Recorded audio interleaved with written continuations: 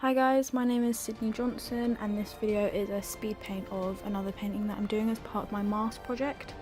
Just to quickly recap, this is a project that I'm doing so I can build up my portfolio to eventually apply to university. I thought the brief of mass was a pretty good idea because it's really open. There's a lot of angles you can look at it, like storytelling, religion, race, entertainment, identity, and heroes and villains, which is what this particular painting is based around.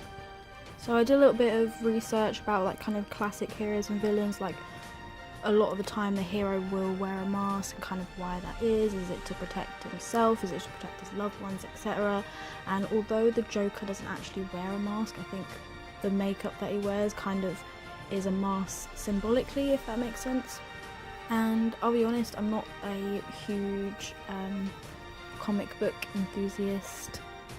I'm just kind of one of those people that have seen all the major like Marvel and DC movies but isn't like super into the universe, if that makes sense. But I thought it would be cool to use Batman because he's just such like a classic household name. Everyone knows Batman. And this kind of artwork has been explored before. For references for this painting, I did use like probably about 3 or 4 paintings that were kind of similar, the whole idea of merging the Batman and Joker, but I am of the belief that you can take someone else's work and if you kind of make it your own and put a spin on it, then it's not really copying. As long as you've not literally copied it down brushstroke for brushstroke, like you have changed it in a way that's made it personal to you. And I definitely took elements from like these artists and these paintings and created something that I think is like in my style. So I did actually start this painting in watercolour first of all, and I just really didn't like it, so I switched to inks because watercolour just really doesn't give that vibrancy that I wanted for this painting. I wanted it to be really in your face, bright and pop. And for watercolours, like you really have to layer it and layer it and layer it to get that effect. Maybe it's just the watercolours that I'm using. I was thinking of getting some different ones, trying out something new with a bit more vibrancy. But your girl is poor. I'm poor AF.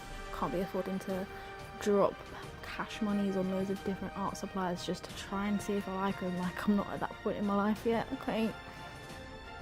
So I don't have a huge amount to say about this painting, to be honest. Like, apart from the initial like having to restart it for the first time, I didn't have any huge problems with it. I didn't really make any breakthroughs either.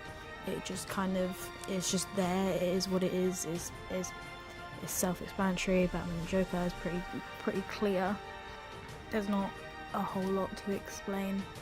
I suppose it kind of touches on identity a little bit because these two characters, their lives are like entwined. Like, who would a hero be without his villain? Who would a villain be without its hero? Who would they be without each other, without someone to fight against, without a personified representation of what they are against, you know what I mean? But I don't know, maybe I'm just looking too deeply into it.